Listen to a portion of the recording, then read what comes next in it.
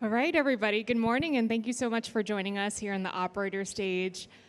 This is just going to be a really quick panel for 20 minutes, and we're going to be talking about token sales and tokenomics. And I'll briefly allow our panelists to introduce themselves and just a little bit about the firm that you work for.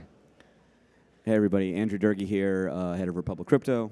We're a vertically integrated crypto investment bank, moving things through advisory, tokenization, token sale, wallet products, treasury management, and infrastructure. Hey everybody, I'm David Wachsman. I'm the CEO of a company also called Wachsman, and we're the largest communications and strategy company in crypto.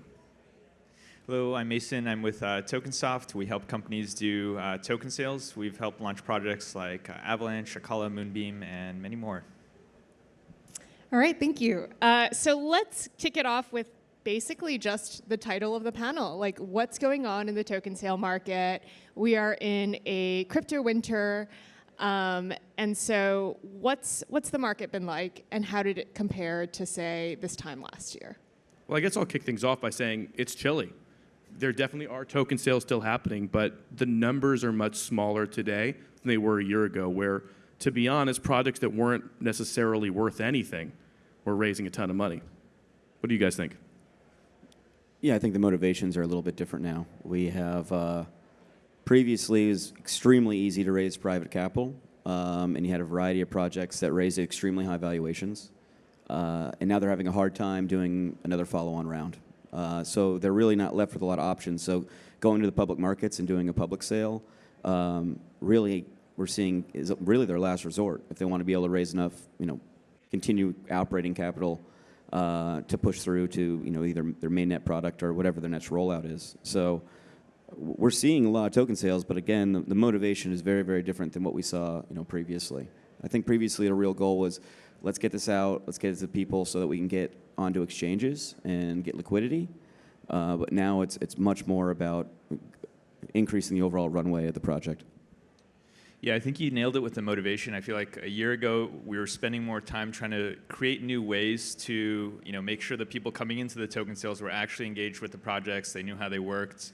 And now the people that are getting in, it is a little bit quieter, it is more steady, but it's more the people that actually understand the project, know the founders, and appreciate the project that are participating in token sales. David, just a follow-on question. When you say it's chilly, and what is the magnitude of the decrease?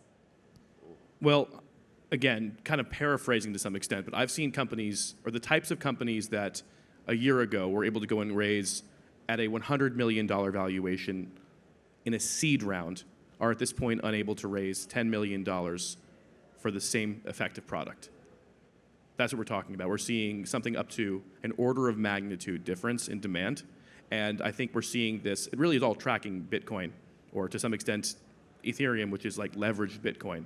And as we've seen public market interest decrease in Bitcoin price, we're seeing similar shades of this with new tokens coming out. Got it. So it sounds like the projects that were going to raise at $100 million are now raising at a lower figure, and the ones that were going to raise $10 million now can't raise.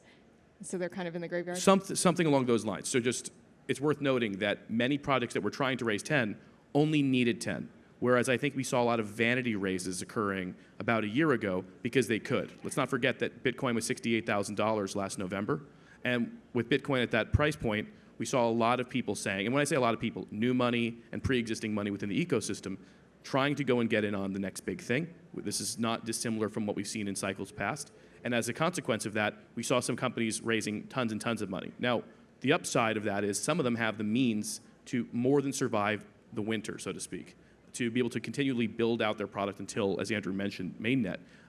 But sometimes they don't actually need that much money, as it turns out, and we've seen that having too much money can actually be an anchor on a business too. Yeah, overcapitalization is a real problem, and we saw that happen a variety of times. Also, when you see overcapitalized projects, sometimes their motivations really shift. And you're talking about people that probably younger developers never had that type of money before, and all of a sudden extremely wealthy.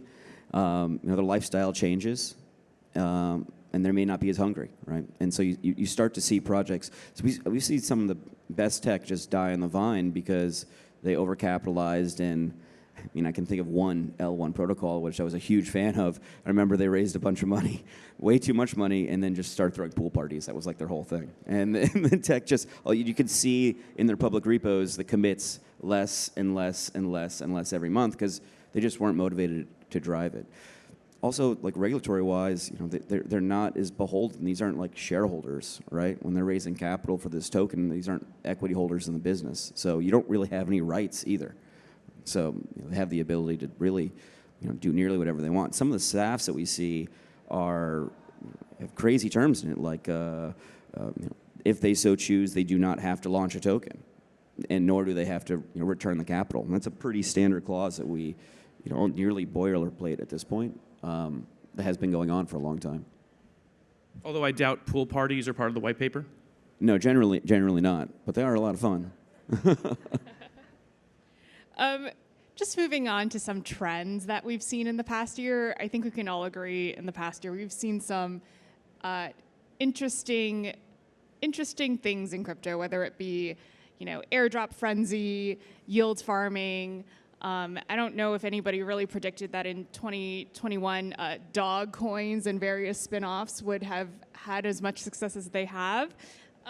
Reflecting on the past year, what are some trends that you think will stay and some that you think kind of that was a very 2020, 2021 cycle moment? I'd say NFT governance tokens seem to be kind of going away simply because no one's found real material utility for most of them. It was very popular for a very long time. We're going to launch an NFT, and then for some reason, we're then going to launch a token as well, a token being a fungible token. And I'm seeing a little bit less of that today, but what do you think? Yeah, I think the one thing that will go away is sort of like the over-focus on TVL. It became a very popular vanity metric. Everyone was sort of striving to increase. And so as a result, yield farming really boomed in popularity. And so it's the concept where people lock in capital and earn a token for just simply locking their capital in the app. And the problem with TVL is it doesn't necessarily show success of the app or that the product is working or that it's a good product. It just shows that people are willing to lock in some money for return. So I think that's one trend that will sort of either go away or manifest in hopefully a more useful way in the future. Yeah, yield farming was just never long-term sustainable, right? It was, I think, a goal to grab as market share quickly and try to motivate people to do so, but just does not have long-term viability going forward. Yeah. So next, let's talk about kind of the token launching process. So we might have some founders or projects that are watching this, and they might be thinking about launching a token. And I think it's great that we have 3 different perspectives. So Andrew, maybe you can talk about the advisory portion. You work with a lot of companies at Republic, advising them on tokenomics and how to go about launching a token. And then Dave, you work on the marketing comm side, and also Mason, you have TokenSoft, which is the sale platform. And so, for a founder that is looking to launch a token, can you walk them through that process, and also any advice that you have on making sure it goes smoothly, there are no botched airdrops or botting, general advice? I mean, we can just go down the process. Each one of us has basically one of the steps. I mean, on the early side, on the tokenomics side, I'd say my number one advice would be make sure you have exchanges bought in early. If you go to exchanges at the end, you're probably in for a bad time. Exchanges change the requirements constantly. And even if you do sign a contract with them, they still may not basically put you on the exchange. So getting them bought in, whether that is they have an equity position or token position in the business, or at least that you have just constant communications and they have signed off on the tokenomic structure relatively early, will save you guys a lot of heartache. And that really depends if you want centralized exchanges. I mean, you may have a project that you don't care about centralized exchanges, and you're going to go the DEX format, and it doesn't particularly matter. But understanding from the centralized exchanges, how much float that they want, what do they want the tokenomic frameworks to look like, how many active wallets are they looking for, where do they want to see the fully diluted market cap. Last November, exchanges were okay with a $500 million fully diluted a market cap now, 200, right, or less, and going down. So, when you find yourself pushing the valuation of your business higher and higher and higher, if you want an opportunity to list on a centralized exchange, you need to understand what the requirements are relatively early, because going back and changing tokenomic frameworks, and in particular, tokenomics that are related to your early stage investors, is extremely problematic, because you might have to go back and redo all the paperwork and SAFs that you originally done the first time in order to change the lockup periods in order to fit what the exchanges are looking for. And calling all your early stage investors and telling them they're going to have to wait longer for their token does not go as well as you might think. I'd say the very first thing is they need to hire U.S. counsel and also counsel in whatever country they're domiciling or issuing tokens from. And they should do both. And sometimes they don't. Very often we'll talk to a project and they'll say, well, we've excluded the United States. We're staying very far away from the U.S. and Canada, from all these other jurisdictions. So we only have counsel in some Caribbean island country. And that doesn't work, because at the end of the day, they still need to understand what the requirements will be, not only on the token sale, but far beyond issuance. And so hiring U.S. counsel that actually has some experience is helpful. So once they've done that, it gives us, and by us I mean companies that might be helping these organizations, a lot more room to be creative within a very specific box. Before that, it's essentially impossible to work with one of these organizations. Just to add to that too, if you live in the United States, it does not matter if you do not sell to U.S. persons. The token, there's something called flowback. The token will flow back to the U.S. in some capacity, and you have liabilities. So you have to take care of yourself if you're living in the U.S., or else you could find yourself in, rough waters. Yeah, I agree with David. I think the first thing you should start with is just having good lawyers. For every step of the way, there's going to be paperwork, and it's all going to come back to, well, what paperwork, brought this token into existence, or what regulatory structures did you follow? There are some teams that sort of just go do it. So some teams just get out of their system, they go do it, and if you're going to go do it, then I don't want to hear about it. And so, anyways, lawyers is what I'd start with first. We're a platform that helps these projects onboard all their investors and purchase the token. We sort of automate that process so they can bring in 10,000, 50,000 people, and so it's that paperwork element that we sort of help them scale and figure out. And so have lawyers first, figure out your go-to-market strategy. That's where Wachsman comes in, is sort of figuring out, how does everyone learn about your project? How do you build awareness and demand for it? And so I think those are sort of two of the most critical steps. It's, are you doing it right, and how does everyone know about it? And actually, just worth noting, not to show your company too hard, but the reality is, if a project doesn't have a token launch platform of some sort, like a CoinList or a TokenSoft, it is much less like, or Republic, of course, which has their own as well, it is much less likely to be successful. And the very best projects tend to go to the very best platforms. And so, and one more thing I should also mention is there's a lag time. You can't tomorrow ask someone like you guys to launch their token. It's just not viable. You have a waiting list and there's a process. They don't necessarily understand that. And when you're trying to match markets, and by that I mean if things are relatively smooth right now, the water's out there, and you want to go to market tomorrow, you simply can't. Yeah, I mean, the turnaround time just on a PPM is months, right? And if you haven't been audited, audit lag time also months. Even just to get the audit started. Yeah, it's not overnight. It takes time. It takes coordination. It takes working with firms like these guys in order to get this thing off the ground, appropriately and have the right protections for you and also for your community. And at the end of the day, it's really about the community of it. And you need a very healthy community to do a token sale. I cannot stress that enough. We have a little over 3 million KYC investors on our platform. Like, you still need your own community when you come to us. And same for the TokenSoft team. I want to now talk about regulatory, because Andrew and David, you mentioned the additional complexities that come with token sales for people based in the United States. And I know people are always talking about regulatory, but it finally does seem like there is some progress to be made. And curious to hear just your thoughts on, the current battle between the SEC and the CFTC, and kind of what it would take, what legislation you would like to see or clarity you would like to see so that token sales can be available to investors in the United States.